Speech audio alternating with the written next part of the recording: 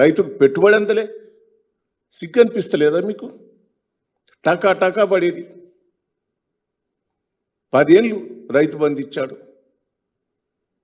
దయచేసి రైతులకు ఎక్కడ చిన్న ఇబ్బంది జరగలే, రైతులు గోసపల్లె, అన్ని రైతులు ఇప్పుడు విత్తనాలు దొరకక, ఎరువులు దొరకక, నీళ్లు దొరకక, కరెంటు దొరకక, పెట్టుబడి దొరకక ఎంత అవస్థ పడుతున్నారు. పాత రోజులు వస్తానే గుర్తుకు.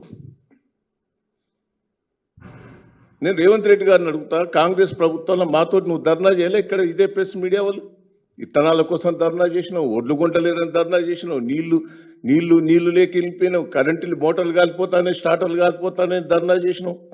అవి కాంగ్రెస్ ప్రభుత్వం రోజులు మళ్ళీ వచ్చినాయి. అవి రాకుండా చూడమని మేము రిక్వెస్ట్ చేస్తున్నాం.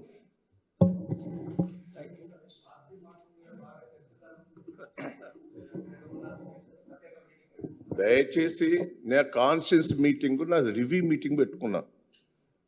పార్లమెంట్ కాన్స్టిట్యున్సీ, పార్లమెంట్ ఎన్నికల లోపల, ఎమ్మెల్సీ ఎన్నికల లోపల రివ్యూ మీటింగ్ పెట్టుకొని ఏ మండలం ఏదొచ్చింది, ఏ ఊరు ఎట్లొచ్చింది, ఎవరెవరు పనిచేసిందని రివ్యూ మీటింగ్ పెట్టుకొని ఆ తప్పుడు ప్రచారాన్ని ఖండించిన కూడా.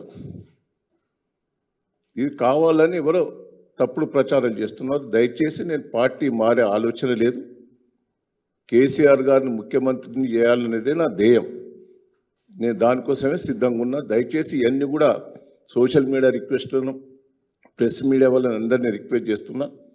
కొద్దిగా బాధతో ఉన్నా దాంతో, ఎందుకంటే పార్లమెంట్లో ఓడిపోయినామనో, అసెంబ్లీలో ఓడిపోయినామనో, ఇవన్నీ బాధతో ఉన్నాను తప్ప దయచేసి తప్పుడు ప్రచారం చేయకుండా నా జీవితంలో నేను ఇప్పుడు పార్టీ మారే ఆలోచన లేదు.